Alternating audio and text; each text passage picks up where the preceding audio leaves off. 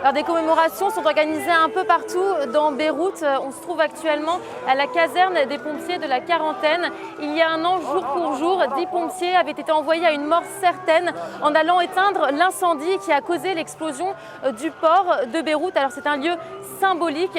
Les manifestants, vous le voyez, sont en train de se diriger vers le port de Beyrouth où ils vont organiser des prières et une minute de silence en mémoire des victimes de l'explosion du port. Hier, l'ONG Human Rights Watch a publié un rapport accablant qui pointe du doigt les responsables des hauts dirigeants politiques et des responsables militaires qui savaient pour les 2700 tonnes de nitrate d'ammonium stockées dans le port de Beyrouth.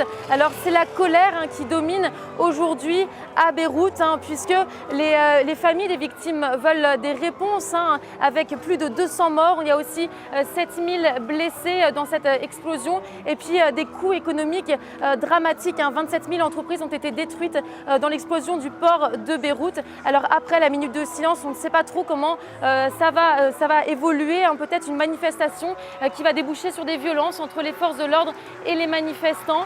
Les familles des victimes, certaines familles ont appelé à briser les os des responsables présumés de l'explosion de Beyrouth.